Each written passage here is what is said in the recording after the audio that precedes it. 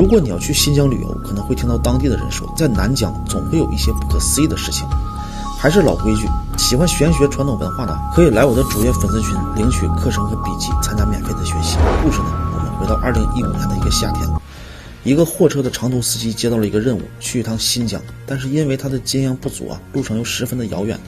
这次安排了一个有经验的新疆老司机一起陪同。在这一路上呢，老司机给他讲述了当司机这几十年里啊，有几次来到新疆，他都看到了不知名而又存在过的一种生物。这两个人啊，有说有笑就来到了新疆的腹地，老司机开晚上，年轻人开白天。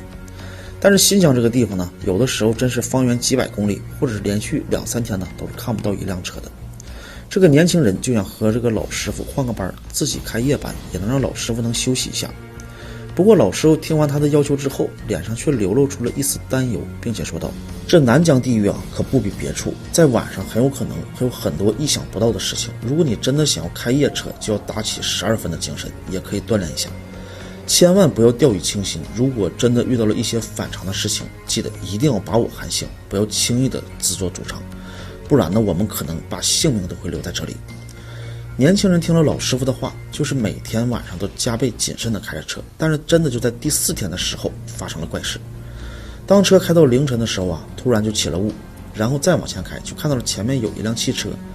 离近一看呢，是一辆北京牌照的吉普车。这下子年轻人有些兴奋，因为确实啊，这2、3天都没有看到任何的一辆车了。而就在这个时候呢，想要上去打个招呼，还鸣笛了2下。但是吉普车并没有做出任何的回应。后面睡觉的老师傅听到鸣笛声，一下子就醒了，上前一看，直接吓了一跳。停车，咱们赶快停车，不然咱们都会死。然后就说道：这个车呀，在这么偏的地方，这么黑的晚上，居然连灯都没开，你没有发现吗？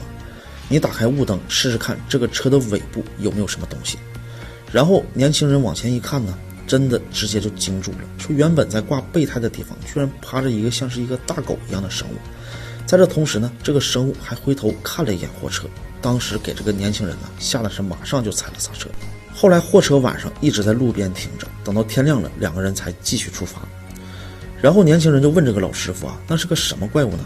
老师傅只是支支吾吾的说，可能是个狐狸吧，其他的也没有说什么了。